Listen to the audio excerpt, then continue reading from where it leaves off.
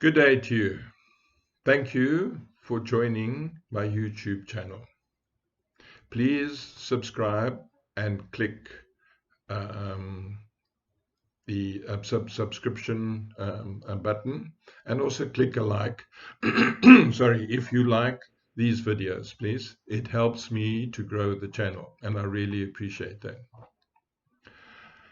I have included this priceless piece of work from the late Loretta Haroan. She's a PhD as a guide to parents regarding the child's sexuality up to the legal age of 16 on a year-to-year basis. That's from the age, from the time that they're born, each year. It's a very, very informative year. What I want you to look at in this series that I'm going to give is that I want you to look at as I go through each age, and it's a very high level thing that I'm going to do in this video because it's a very long document. If I had to read the whole thing to you, it would take an hour, maybe even 2 hours. So I want you to listen to it all the way through. And then if you have the desire, then you can go and click on the link below and go and look at the PDF version of this for yourself. Okay, it's a very useful thing. At the same time, I want you to look at this and say, well, this is the natural development that happens with every child in terms of their sexual awareness and in terms of their growth and in terms of their awareness of others around them, etc., etc. But then have a look at when this occurred to you, when it is that you were sexually abused. This tends to be the spot where it is that you got frozen at. Okay, this is where your emotional development generally gets stuck at. This is, the other areas of you can grow, but invariably the emotional side of you gets stuck here. So let's go through this thing and see. And if you've got any questions or any comments on it, please put them in the comment below. I'd love to read them, and if I need to make any kinds of adjustments, I certainly will do. And all kinds of suggestions are truly welcome. The child development process is a natural one if left to their devices in a secured, protected, nurtured environment. This information is important to know if you have children, as it will help you and de-stress you, okay, as to what is happening in the child in terms of their own sexuality and in terms of their friends and what it is that they do and act in, okay? In this video, I will touch lightly on each age and what happens in each. You can read the full explanation below, and I will provide the link below for you to do. It's a long, detailed DSM document. Why do I do this for those that have been sexually abused? Sexual abuse usually interrupts the natural, emotional, and feeling development of the child. They usually get stuck in their emotional feeling development at the age that they were sexually abused, or it gets distorted in some way. So the object of the video is to take you through the main points of development of each age. Listen for the age when you were sexually abused, and then listen for some of the natural developmental stages that you perhaps did not get in subsequent years. You should see what you missed out on and how and what you have missed out on, how it plays out in your life. In some instances, it can be quite pronounced, and in others, not so much. Many child experts, more conversant with the vulnerabilities of children in a complex, pluralistic society, opt for laws and social custom that, although somewhat limiting, provide protection from unscrupulous adults. Sorry, excuse me. Children, by definition, are not consenting adults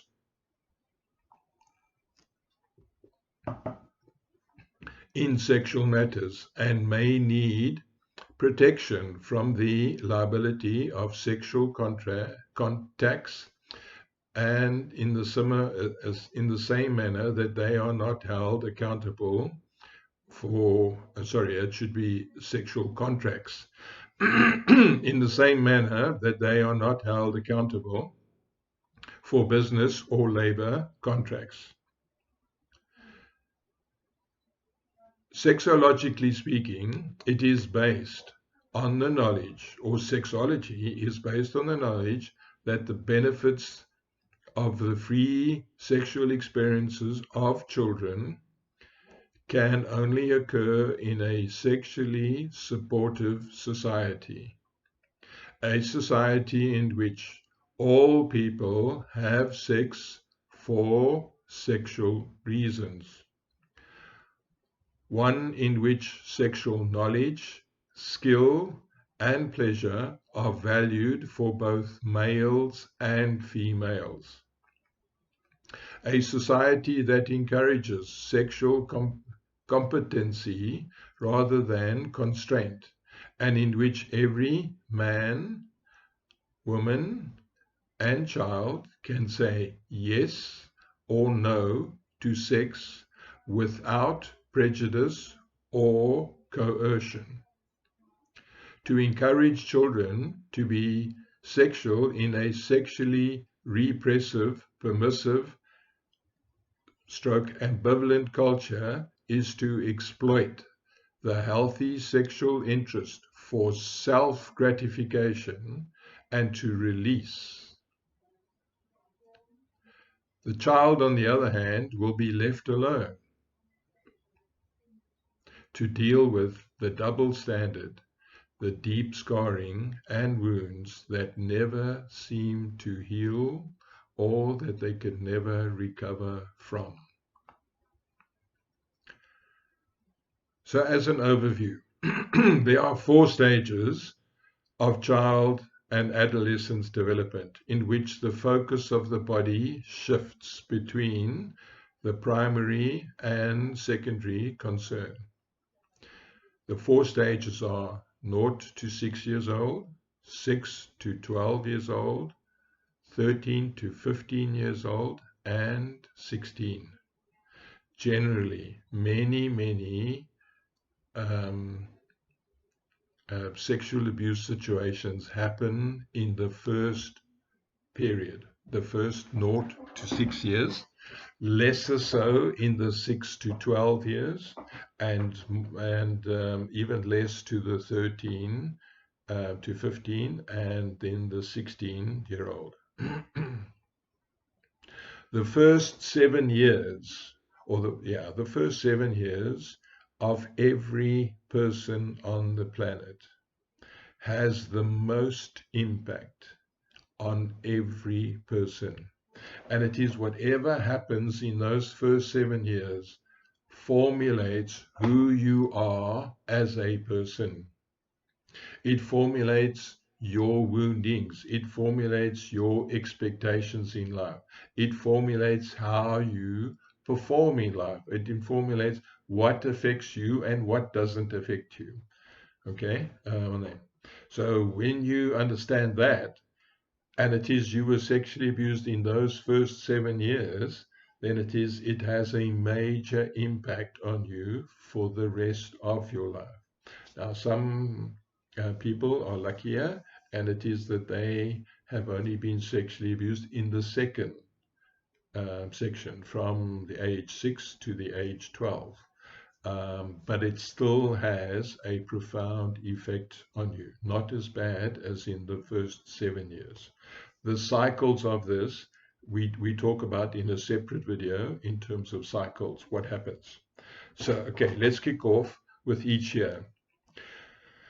So birth to 1 year old.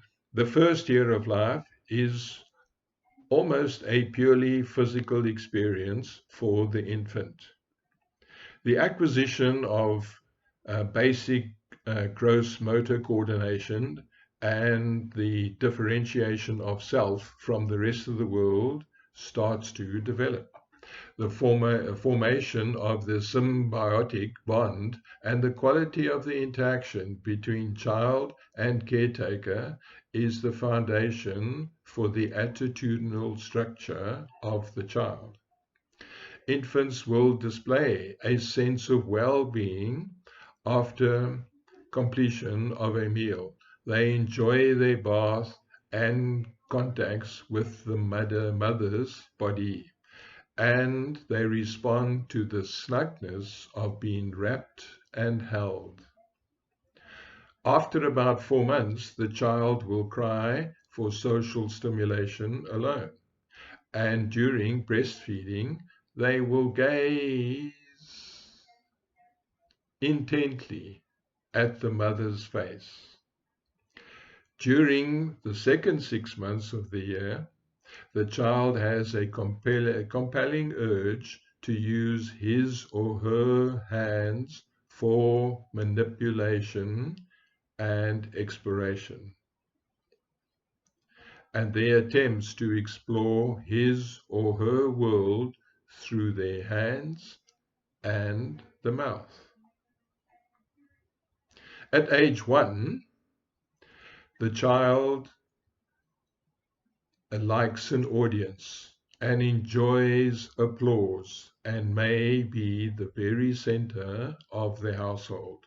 I talk about a lot in this section when I talk about the subconscious mind and how that works and what happens in there. Okay, so I urge you to go and look at that one too.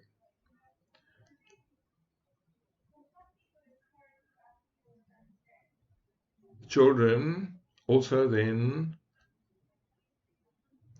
through this process, it helps them to develop a sure sense of self-identity.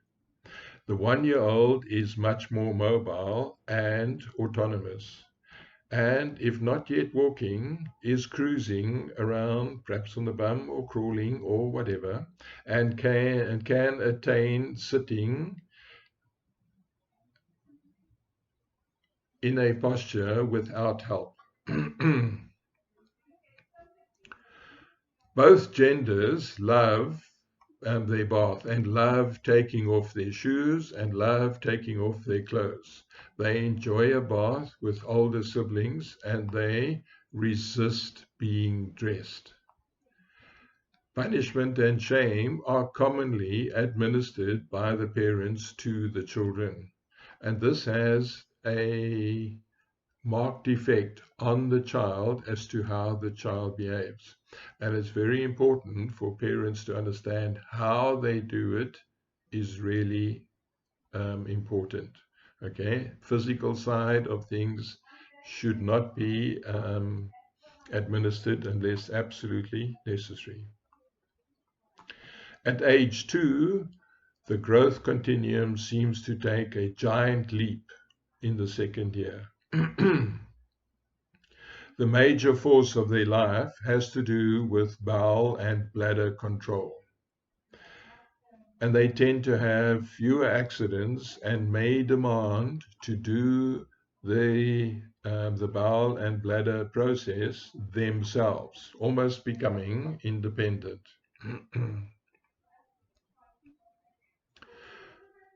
The bladder and sexual systems functions as functions are the bladder and sexual functions have basically completed themselves within the first 5 years of life.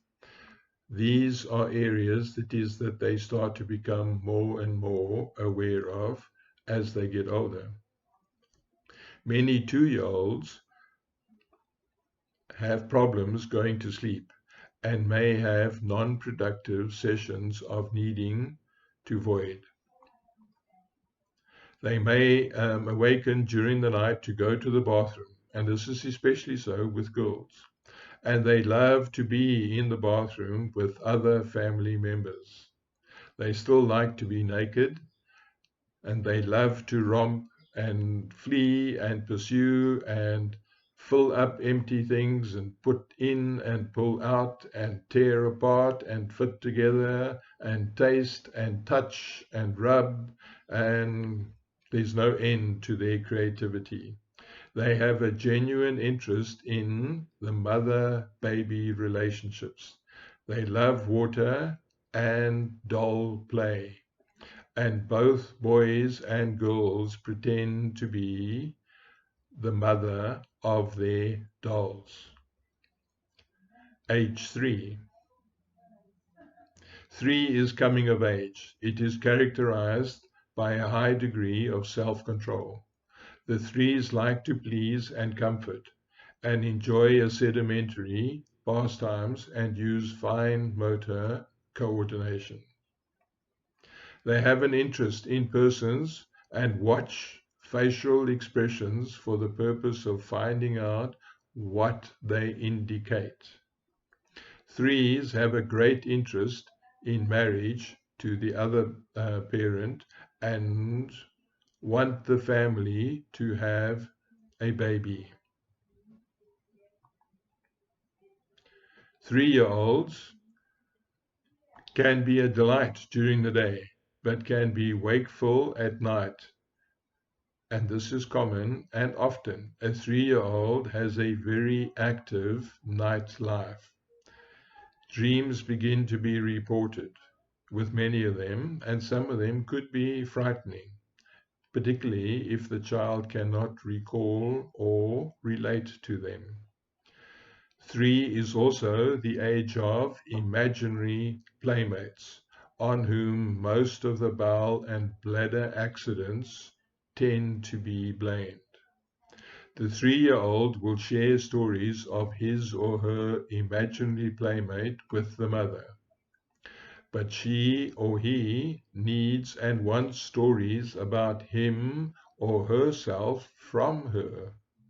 The 3-year-old wants to know everything about when he or she was a baby and wants to hear these stories repeated over and over again. This apparently solidifies a sense of self of who they are. In the latter half of the 3rd year, the child begins to feel great tension and expresses it through many compulsive patterns, such as perhaps stuttering or eye blinking or nail biting, thumb sucking, nose picking, masturbation, spitting, and or chewing on hair or clothing. It is an age of emotional extremes in which the 3 seems to be strengthening his or her will by practicing domination. She or he may be extremely commanding and demanding with adults as well as peers, and may be intensely jealous of his or her parents and the affection that would flow between them. And also the attentions that they give to each other, trying to separate them from affectionate embraces or demanding to be included in the embrace. His or her feelings are easily hurt by failure or by people ignoring him or her or not doing what she or he wants them to do. The age 4. 4-year-olds are out of balance with both the muscles and their mind. The 4-year-old is not quite as sensitive to praise as she or he was at the age 3. Instead, she or he praises him or herself through bragging. The 4-year-old is generally a great talker. Questioning comes to a peak at this age, and they question and they ask questions about everything. Please be straightforward and honest with the child. Okay, it builds trust between you and the child then.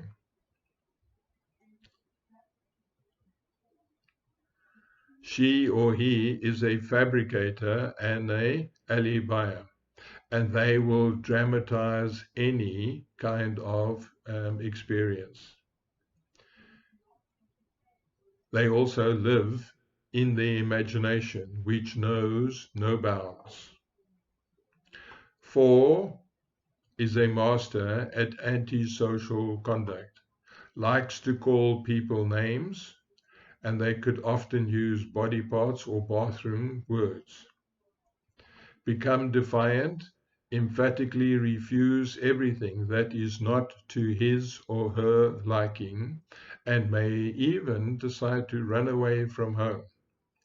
Actually, the 4-year-old is developing a strong sense of family and home, with mother and sometimes father often quoted as the court of last resort. In a way, they would say, "My mother said so," is the definitive end of many arguments at this age.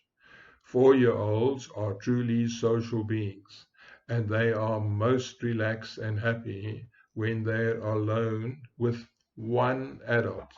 As odd as what it sounds, it is true. Both boys and girls like to play house and may indulge in considerable household activity, including dressing and undressing of their dolls. You may again tell the story of reproduction to them because they have an intense need or intense desire to know, how does this happen? And the more that you tell it, and eventually the information will be assimilated and reported correctly from them. Age 5. At age 5, the mother is the center of the world. This is the golden age. He or she likes to be with mom, to please mom, and watch her, and help her, and be affectionate to her. And words often come out to this. "Love you, mommy," is expressed frequently in bursts of emotional exuberance and quite often accompanied by hugs and kisses. Boys especially may derive mischievous joy from romancing mom with tight hugs and long kisses in public in front of dad. Mothers are often more comfortable with closeness and dependency of the 5-year-old girl and may be less so with a boy. Although cultural roles, stereotypes do not endorse dependency as a male value, a boy's need at 5 to be close and loving with his mother is absolutely essential.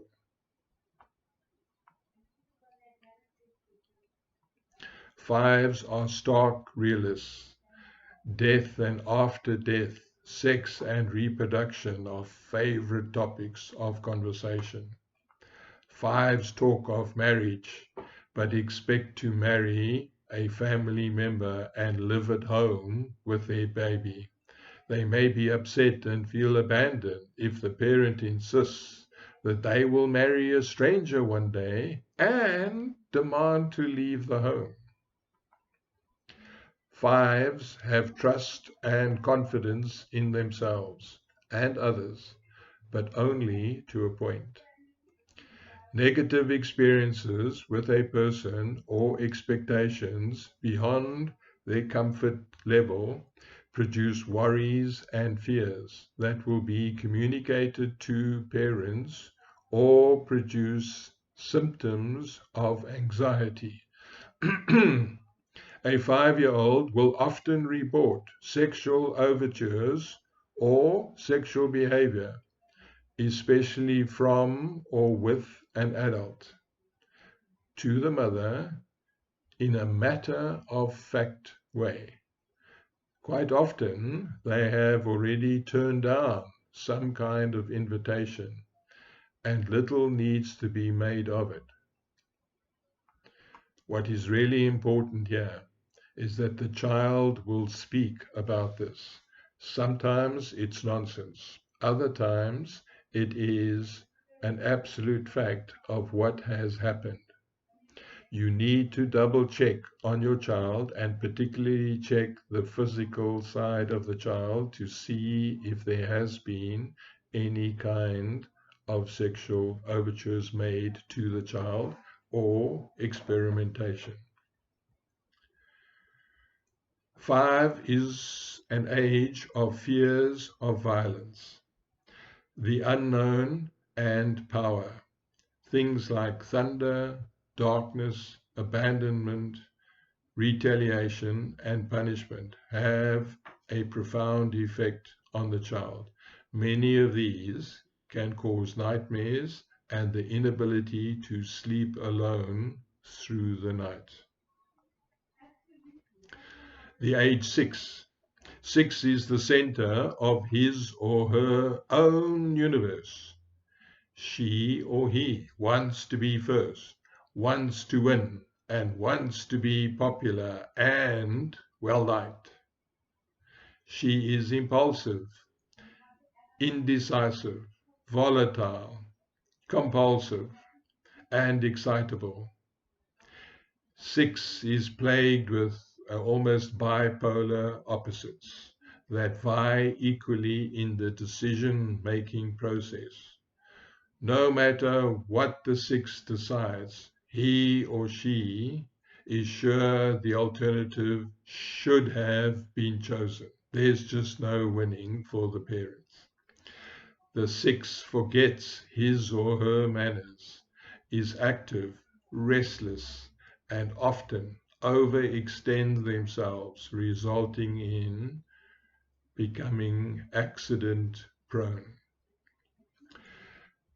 6 is egocentric, thinks she knows it all, believes his or her way is right, projects his or her emotions and thoughts on others, and cannot contemplate the full personhood of others.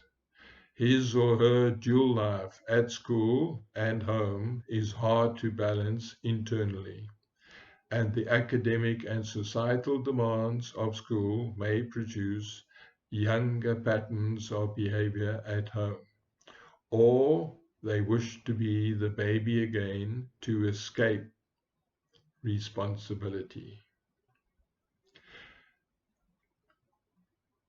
The sense of self as a member of the first grade allows the child to defy and be critical of parents and siblings. Often they will say, "So what? So what?" is a favorite response in families' interactions. 6s love and hate mother, but are the most dependent on her for emotional sustenance. 6 is expansive or over-controlled on a minute-by-minute basis. Girls especially like to talk about having babies, and both boys and girls want a baby in the family to take care of and to hold. And this is where the doll comes in and can fulfill that need for them.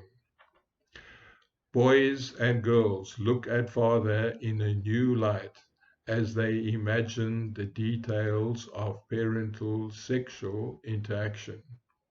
And their questions may persist over a long period of time and may be quite personal. The primary nature of the body and the attention to the physical concerns in the first 5 or 6 years of life stimulate a spontaneous flow of questions and comments about sex, the anatomy and the physiology from the child, and offer a multitude of opportunities for the parent to introduce appropriate levels of sexual conversation. And it's really important that the child gets the appropriate levels of sexual conversation. Remember, age-related.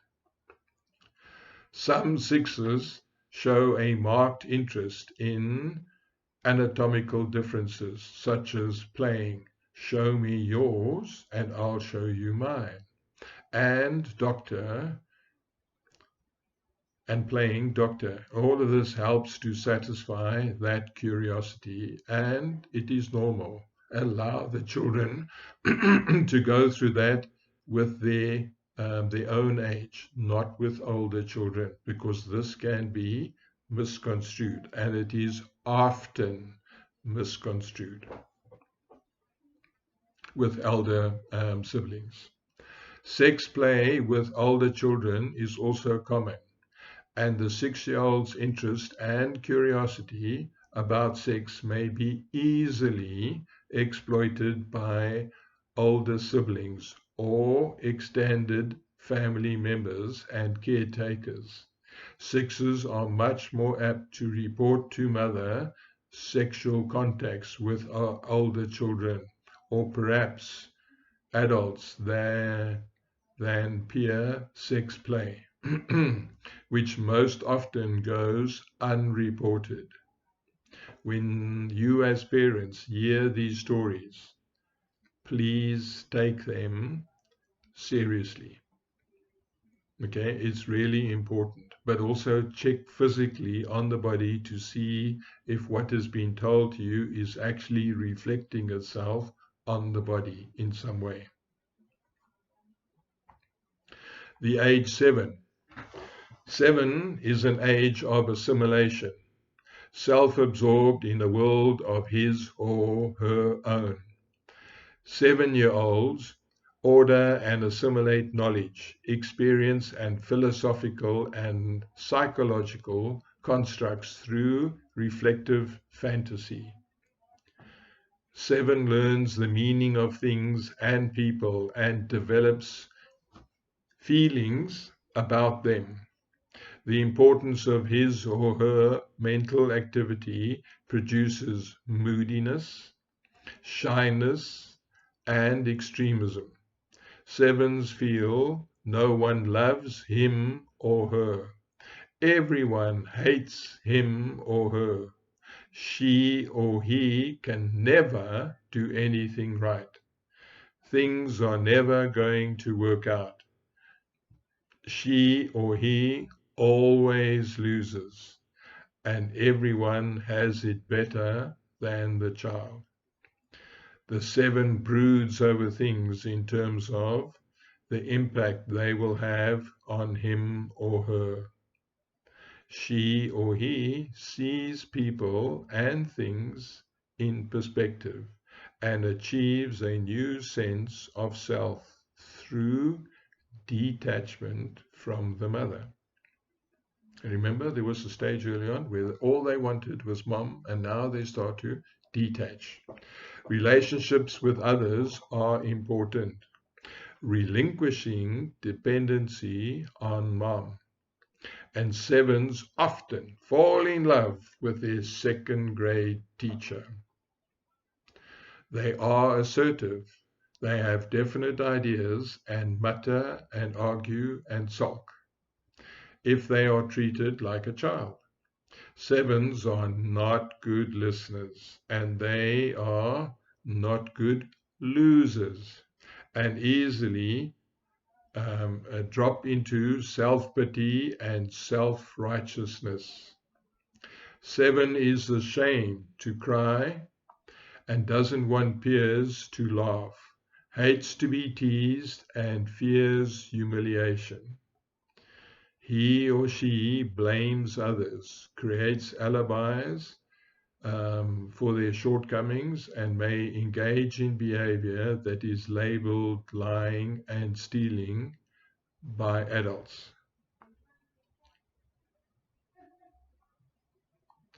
Their insecurity and withdrawal tendencies include sensitivities about exposing their bodies. They are embarrassed if younger siblings are blatant about nudity and/or sex. And they are especially sensitive about the opposite sex sibling or playmate seeing them without clothing. And this is often exaggerated beyond what is reasonable. Patience is necessary when children are like this. Sevens have grown out of their baby look and their baby ways. They are not cute and cuddly anymore and do not elicit the same response from adults. Now remember, what I spoke about in the beginning was that the first 7 years of a child's life is the most formative years of their life. And everything that happens in this period fundamentally affects them for the rest of their life, for them to work out, for them to resolve. And you will see more of this in the cycles video that has been posted. Age 8. The 8 emerges from the 7-year-old's inwardness and expansiveness, reminiscent of the out-of-bounds 4-year-old. 8 is truly 4 plus 4.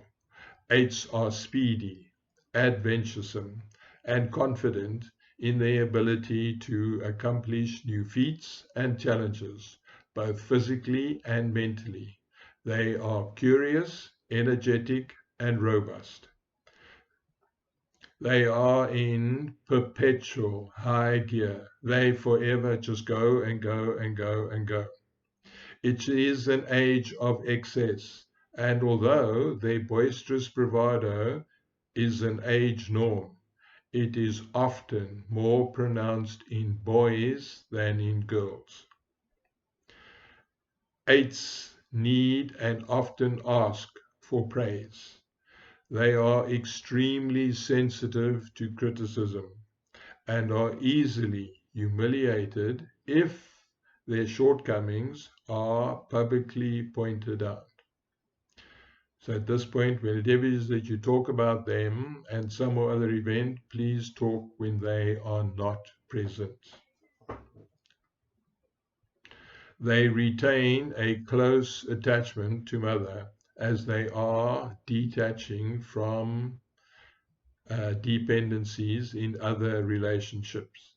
Mother now becomes the confidant for worries and fears and confessions of misdeeds. Trust between parent and child can easily be lost forever by not respecting the privacy needs of the vulnerable 8-year-old, sacrificing the coveted role of sexual consultant in the upcoming teen years. 8 is less dependent on teacher as the peer group becomes increasingly self-regulating. Interest groups are spontaneously formed with rules and regulations adapted as they are needed. 8s give and accept just criticism from peers. They have a germinal sense of justice, can negotiate, abide by rules, and can admit wrongdoing if allowed to justify. This is really important. If allowed to justify and to qualify and to explain what they believe are the mitigating circumstances. 8s like to challenge themselves and to master skills. They are dramatic and expand into new worlds through fantasy, exaggeration, and wishful thinking. They collect, organize, serialize, and hoard. They love money. They like to save, or to spend, or to barter, or to perhaps even just bargain. They have a curiosity about life in other countries, the origin of life, procreation, marriage, and babies. Eights are glad to be alive. They do not dwell on negative thoughts.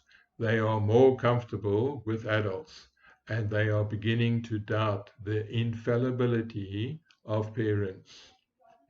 They like to tease and test adults with jokes, riddles, and exaggerations. Eight's behavior are competitive with others, as well as being in a continuous competition with themselves. They set up obstacle courses for themselves, rewarding and withholding rewards for their own personal demands. They are also beginning to be interested in boy-girl relationships and may be involved in sex play, same age.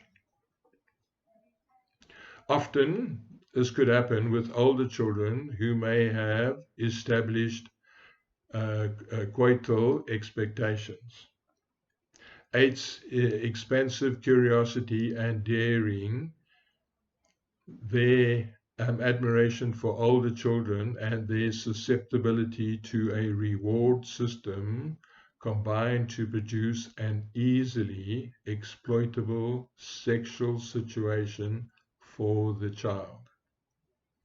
This is where it is that parents need to teach children about when is touching acceptable and when is it not, and between who and who isn't acceptable. So same age stuff is acceptable.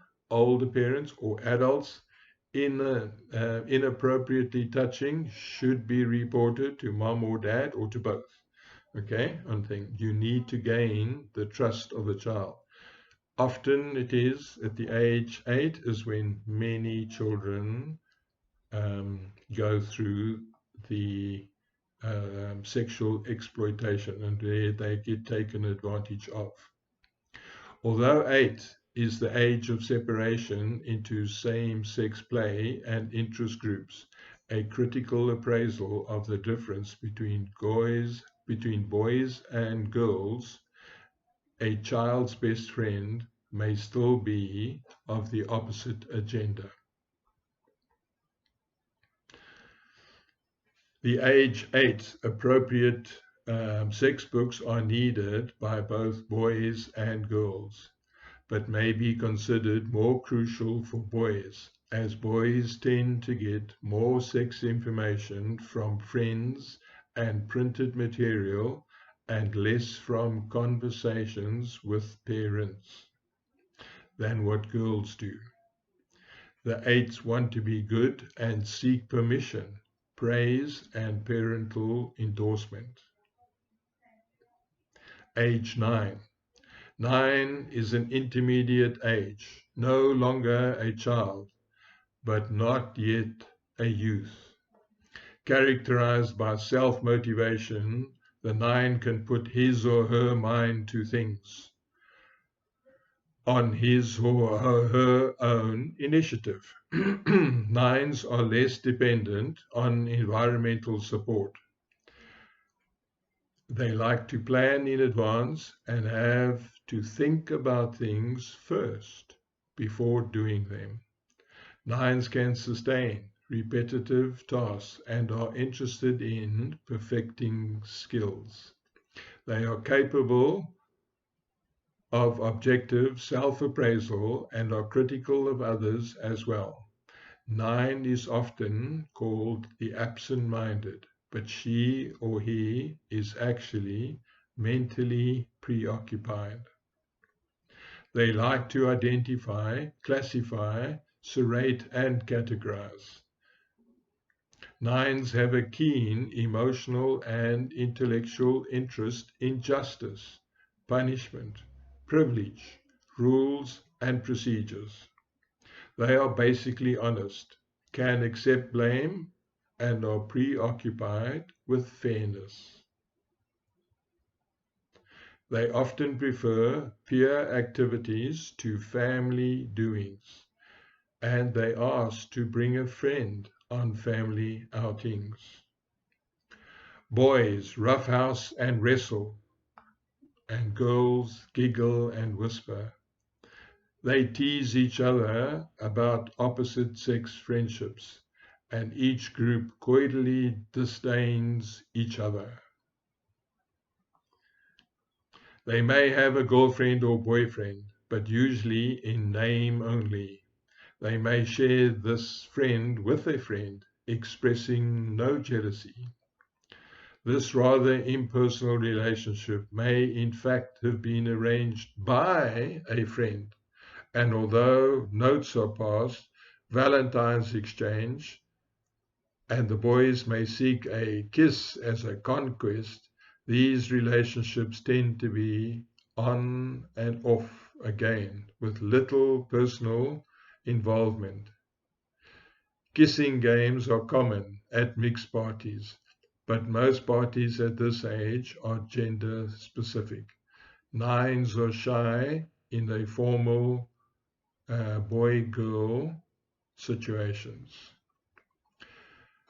The ethical sense of the ethical sense is rapidly developing at this age, and nines feel guilt and shame when they fall short of their own expectations and or the expectations of others. Their critical and judgmental abilities are often sharp, and they need to know themselves through recognizing their differences from others, set at the stage for possible development of prejudice. The age 10.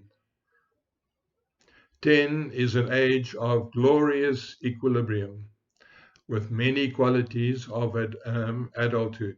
The gender differences are pronounced, with girls manifesting social behavior, which is considered more mature. 10 is impressionable and adaptable, can appeal to reason of a 10-year-old because he or she's mental process can objectively consider the fundamentals of human welfare. At this age, tendencies and abilities emerge that are predictable of adult traits and careers. Leadership is assumed by some children, and individual differences are accepted. Tens have opinions about everyone and everything. Girls' physical touching is affectionate rather than aggressive. They hold hands or walk with their arms around each other, and they are more interested in relationships. Girls operate in smaller, more profound, more personal groups, and they are more aware of themselves, their appearance, and their expectations of others. Girls have more interest in love and romance, and peer boys are a consistent disappointment in this regard. Boys just have not matured to the same degree as what girls are at this age. Girls at this age are often in love with a considerably older boy or adult male. Many are embarrassed to be seen without clothes on, especially by the opposite sex siblings or opposite sex parents. This shyness is especially true when a secondary sex characteristics begin to appear. and it is exasperated if they are teased by their bodily changes. A few 10-year-old boys develop a strong attraction for a specific girl. Boys and girls consider their mother a friend, confide in her, request private time with her, and think up nice things to do for her, especially surprises or breakfast in bed, etc. Fathers are often idolized, and companionship with father is sought by both boys and girls. Teens respect their parents and want them to be fair, not too strict, but not too easy, just to be fair. And that is a very difficult situation for parents to be in and to carry that smoothly across. Sleeping over is a favorite activity, and sex talk and experimentation is common. Few children are encouraged or allowed to entertain opposite sex friends overnight. So there is a tacit parental endorsement of the same sex acts. Don't make too much fuss of these. The age 11. 11 is the age of beginning adolescence and a time of perpetual motion. The inner hormonal activity produces a new awareness of the physical self. New feelings and sensations are physically expressed in accelerated growth and gender-specific anatomical differentiation, as well as in gross and fine motor movements, facial expressions, emotional swings, verbal excesses, and boundless curiosities. Sixth graders can be the life of a party, but are often described as pests. They are critical of parents and other adults and argue for the sake of argue. It is the age of the worst rejection of a mother. But they are also rebellious with teachers. They may hate school and attend only to have contact with friends. They are resistant to logic and reason and have discovered the relativity of right and wrong and have no guilt over wrongful acts perpetrated in self-righteous anger or to get revenge. They swear, cheat, steal, and lie to get out of jams. Friends continue to sleep over, but there is a great deal of breaking up and making up. Jealousy, quarreling, and fault-finding is at an all-time high, with boys somewhat less intense than girls in interpersonal matters. Boys maintain more of a group spirit and are often naughty and disruptive in the classroom and on the playground. Many girls are still in an anti-boy stage. The more mature boys court and tease the developing girls. Recreation centers are generally the meeting place for the 11-year-olds. Age 12. 12 is the age of enthusiasm, initiative, and diplomacy. The peer group gains in importance, however. Relationships with adults are characterized by reasonableness, objectivity, empathy, and insight.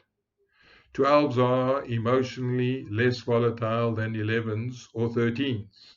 The 13s. They are self-disciplined, have greater self-control, and accept and fear control and direction from teachers and others. 12 is an intellectual age in which mental tasks, intrigue, and inspire occur. 12s like to debate political and civic issues and plan public group, and plan group projects. They have sustained capacity for fact learning and increase in conceptual thinking. They are more literate, more articulate, more realistic, and more tolerant. They often write letters to public figures, start businesses, enter contests, publish newspapers, etc., extending themselves well beyond the world of childhood. Their health and stamina is basically sound and reliable. Girls experience the most rapid growth in both height and weight, achieving 95% of their mature height. Breasts start to fill out and nipples darken. Axillary hair starts to sprout. Menarche occurs near the end of the 12th year, and freckles may appear. Girls need acknowledgement and endorsement of their emerging sexuality from family members, especially the father, if they are to integrate their sexual self into a total self-concept. Many girls look forward to menarche, but even so, many may be ambivalent when it actually occurs. Girls adjust to the rituals of menstruation and their periods become more uniform in nature and regular in occurrence. They become more positive about growing up and more knowing about sexual matters in general. Girls talk in the abstract about sexual matters. They may need to clarify previously held misconceptions with peers or parents and/or other adults. Boys are more interested in hearing and repeating sexual jokes and in acquiring sexually graphic materials. Boys are usually more conversant with sex words and meaning than girls, but they too must learn. There is a wide range of physical growth and differential amongst 12-year-old boys, but the majority shows some evidence of beginning puberty. They tend to think of sex as dirty, want accurate information, and would prefer to seek information from a neutral adult. Mom and dad, sorry, you're out on this one. The 12-year-old heterosexual boys are interested in girls, and although most prefer group activities, some fall in love and openly express their affectionate feelings. Kissing is a favorite activity. However, having a girlfriend or a boyfriend is more a social phenomenon than an interpersonal one. The assignment of couple status has little or no interpersonal responsibility. It is changed frequently without emotion and is often decided by a group or by a marriage broker within the group. A few boys at this age, or 7th grade boys, who may be in or closer to their 13th year, may actively seek sex with girls. They do not ask permission, thus exempting the girl from verbalizing responsibility, but begin simply to see how far they can go. It is common for junior high girls to stay overnight with a friend and arrange to meet boys who are doing the same. Boys are always aware of the girls' slumber parties and make themselves available. When sex occurs between a boy and a girl of this age, the boy tells his friends who in turn questions him for details. He acquires status among the peers as they learn about sex acts, social sexual negotiations, and their female peers. Girls do not confide in their friends, neither are they questioned by their friends about sexual encounters. This tends to become a very personal affair between girls. Homosexual boys, 12-year-old boys, may or may not be involved in sexual activity with peers, even though there is more opportunity for them than there is for many heterosexual youths. Some heterosexual 12s are still engaging in sexual activity and exploration with the same-sex peers. Many adult and homosexuals respectively report a gradual awareness of not being turned on to the opposite sex peers at this age, but few 12s declare themselves homosexual or bisexual. Age 13. 13-year-olds are usually in the 8th grade and adolescence is well underway. They withdraw from the family circle and at home and may be critical of parents and siblings. They are worried about aspects of self, especially that others won't like them. Self-absorption and rumination allow for internalizing awareness, which is the hallmark of this age. This solitude is not escape from reality, rather it is time of self-examination and rehearsal of future events. Reflection releases the 13-year-old from the tyranny of instinct and creates a sense of increasing willpower. 13's growing intelligence is manifest in his or her pleasure in rational thought. 13s are interested in psychology, probability, and hypothesis. They are sensitive to criticism and keenly perceptive of the emotions of others. Keenly perceptive, not perspective, perceptive of the emotions of others. They are given to self-appraisal and may be quite objective.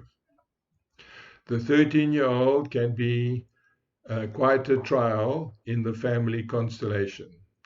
13's need of privacy often secede from the family and have difficulty with siblings aged 6 to 11.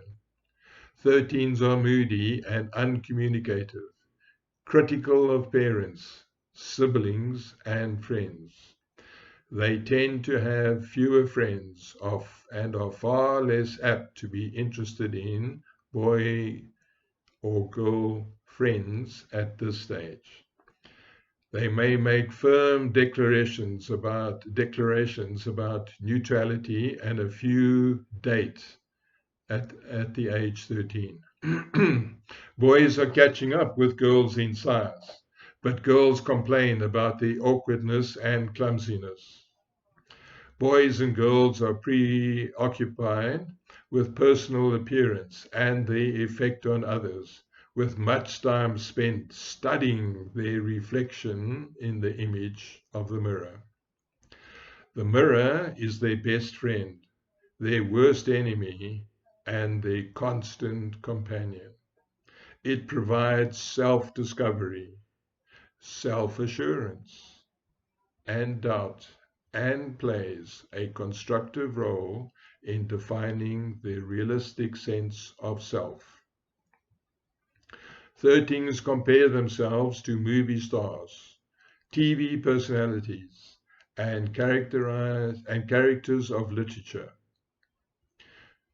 School and playground and the neighborhood offer additional opportunity for comparison and definition, as the 13 identifies similarities and differences between him and herself and others. School is often the optimal environment for 13s. Their interest is broad, encompassing science and liberal arts. They are curious, interested, and willing to tackle subjects in depth. They are hungry for facts and love to be the expert. They are capable of inductive and deductive reasoning and like to consider complex problems that have no easy answer. Most girls at the age 13 are child/woman in appearance and behavior. They may arrive at school in pigtails the one day and in jeans the other day and in a dress the other day, nylons another time, makeup, um, well done up hair, and magenta fingernails with decals the next. They are all over the show. They vamp their favorite male teacher and keep diaries full of romantic hopes and dreams. Girls are ambivalent about others knowing that they are menstruating, and most do not want to buy their own sanitary napkins, feeling that it is too embarrassing. The 13th year brings more definite maturational changes in boys. Most begin their growth spurt in height, closing the gap in the differential with girls. Many boys are interested in having sex with girls at 13, but are too direct and abrupt to facilitate encounters with any but the most interested and willing girls. Boys become interested in selecting girls who to go with, even though couple dating is still a rarity. 13 is a year of final division between childhood and adolescence. 13s have passionate interests and may put away their childhood books and toys. Their rooms are usually unkept, but begin to depict their personality as they plaster posters and pictures on walls. Their clothes are self-selected and reflect their self-image. The telephone is more important to them than the TV, and the radio and the stereo may signal their presence. You can't help but to hear them. Boys like to play contact sports with girls, and basketball is a favorite amongst them, probably because it is a constant activity. 13s are extremely critical of their parents, especially their mother, and make frequent derogatory comments suggesting that she is a product of the Dark Ages, and somehow mothers just don't know. They just are not with it, despite being with them for the last 13 years. 13s exchange pictures and carry them in their wallets. Boys and girls may also exchange tokens of commitment and relationship. 13 likes to feel independent, resents authority, and is insulted if treated like a child. It is not uncommon for parents and family to need a vacation from their 13-year-old. And it's a good age for them to go to camp or to spend a week or more away from home with relatives. 13s respect teachers and adults that are firm, fair, and treat them like a reasoning adult. 13s are ruled by developing a conscience. Age 14. 14 is a year characterized by fulfilling the self, the individual instruction. Guidance and counseling are important. It is an age of self-absorption that many child experts recommend that the ninth grade be held in separate schools so as not to mitigate this interest in self by the temptations to regress to younger patterns or to overextend themselves by competing with older children. Psychology, philosophy, sociology, and astrology all provide insights to the 14-year-old who eagerly searches for his or her future path, sure of him or herself, capable of give and take. 14s generate a friendly, relaxed atmosphere in their peer group and home as well. They experience few tensional outlets and wear their bodies well. They can listen and comprehend before responding, often with humor and/or dramatic gestures for emphasis. 14s are healthy and robust and will often continue their regular routine if they have a cold or other minor ailment. Most girls are physically mature. Many girls report experiencing a physical response in their involvement with boys. Boys who tend to be mature rationally a little behind girls experience the most rapid growth spurt at 14. It will be another year before they actually look like men. All in all, 14's problems are not major. They experience some moodiness and some temper. However, their outbursts are shorter of duration and are less emotionally devastating than they were when they were 13. 13s can be a handful. Many are out of bounds and overextend themselves in relationships. Some 14-year-old girls begin to date older boys and initiate regular partner sex, but most 14s are still group-orientated, pairing off occasionally at parties and informal get-togethers. Pairs may be stable from party to party, but who likes whom is the ongoing focus of endless conversations. Sports are important for most boys as a rite of passage for the most athletically talented and as a team member and a physical test for the less adept. Sports are less important to girls. 14s are not plagued by conscience and are sensitive to the effect of their behavior on others.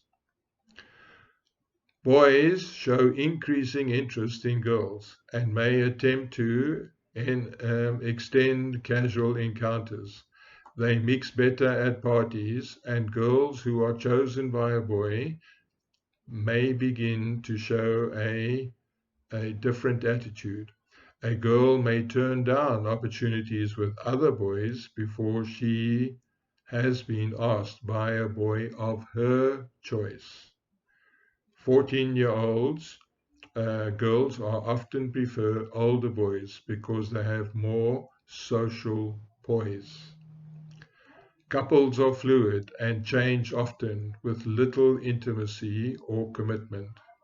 Reputation is important, and friends can enhance or detract from status in the microcosm of the high school. The high school physical education room, or PE, room for many 14-year-olds is their first experience at public nudity. Most 14s manage to overcome their shyness and are quickly comfortable in various stages of undress. Age 15. The 15-year-old causes a dramatic shift in focus and energy. 15s withdraw and inwardize their energy to the point that they are seen as lazy, apathetic, and unmotivated. They develop a thoughtful, serious, and quiet demeanor to set off the exuberance and enthusiasm of 14. They give attention to detail and to details of thought and expression to the point of perfectionism. Their need for increasing independence causes problems at home. A Cold War-like situation with parents is not uncommon, and often defiance is the response to being treated like a child. They have fantasies of travel and of sex. They are gregarious with friends and often solemn at home.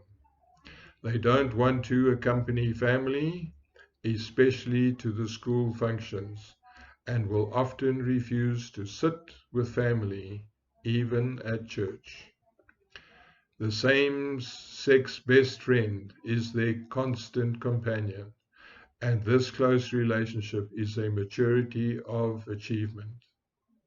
15 is a threshold of the adult, with the independent personality patterns being the hallmark of his or her age. 15s love or hate school.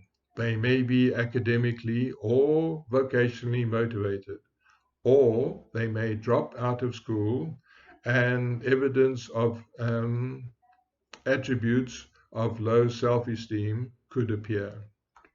They may become delinquent, and there are easily definable stratified groups in every high school.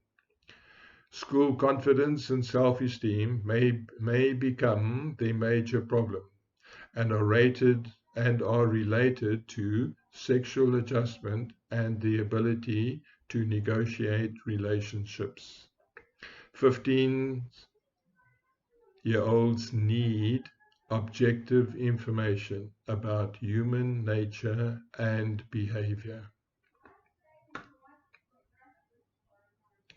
Management of partner sex is problematic, even if the partner is willing. Where and when to find a private place for a sexual encounter is a major concern, as are birth control and venereal disease protection, if they are sexually active with a number of partners. Most girls are worried about their reputation and a fear of being found out, but may decide to have intercourse if they are in love. If they trust the boy and if the relationship seems secure, they are more likely inclined to proceed. Boys experiencing the sexual urgency of adolescence attempt to persuade, manipulate, and coerce girls into actual coitus. If you love me, you will let me put it in. If you don't, well, somebody else will. And if you let me put it in, I promise I'll pull it out in time. Girls who only date occasionally may find it easier to delay intercourse.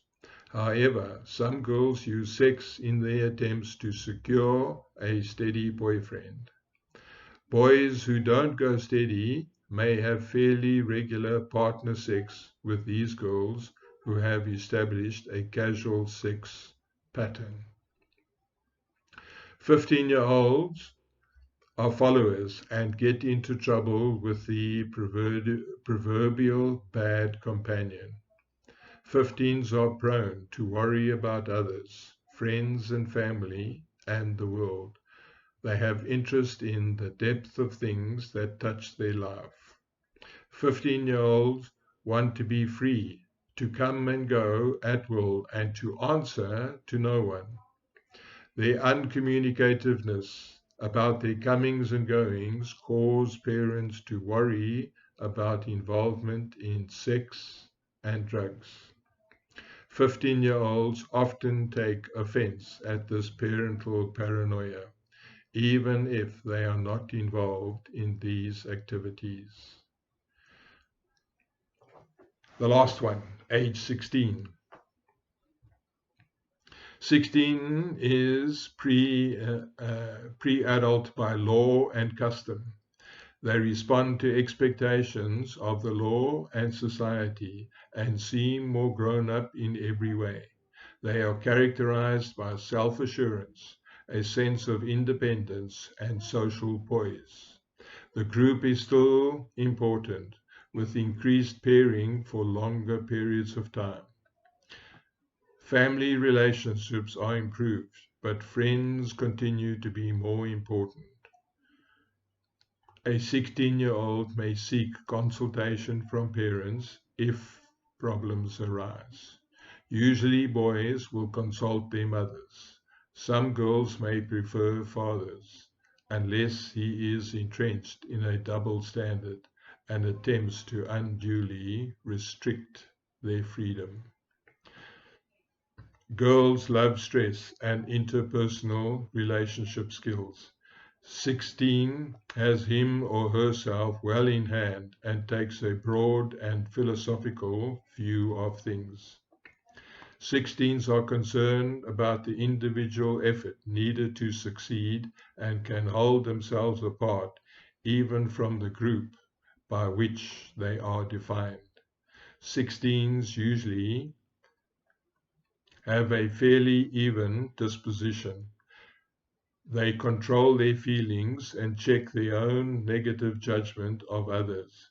They are independent and rarely abuse appropriate freedoms. Many girls and some boys at this age feel they are not ready for sexual intercourse, but few can explain the criteria of readiness. Girls fear pregnancy and their reputation. Birth control is a management problem, especially if they are reluctant to engage their mother's help. Boys are interested in relationship sex, sees girls as equal partners, and want the security of going steady. Boys press for intercourse and greater sexual diversity.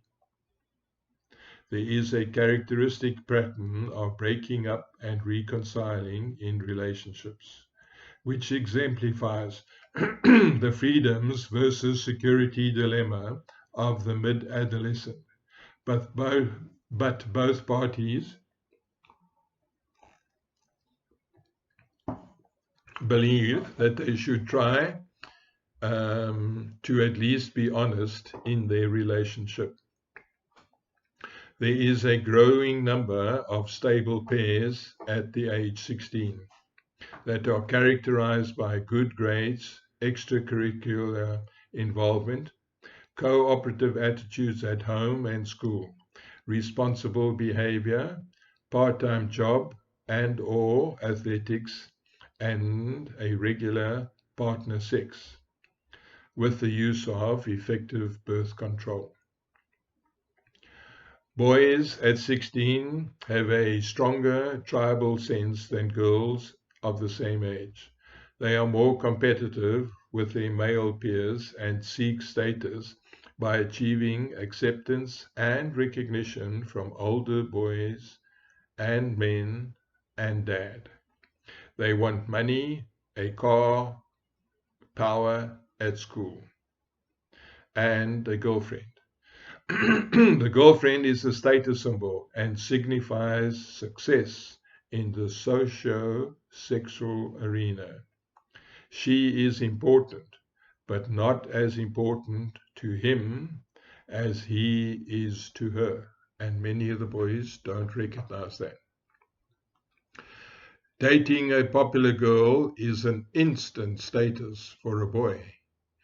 because the boy loses status if he is controlled by a girl.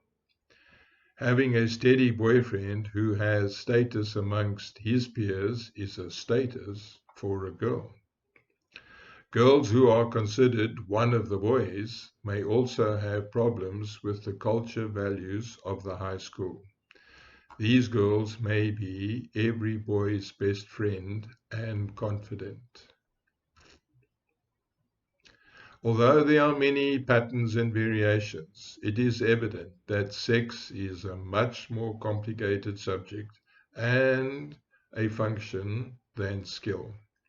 Sexual needs, gratification patterns, and experience are the expressions of the total self and are intricately woven through the fabric of life as a whole.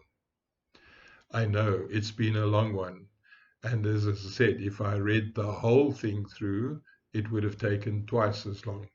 Thank you so much for listening, and I hope you learned something, and I hope you could see what was natural for you to do and what is unnatural for you to have not done. Thank you very much.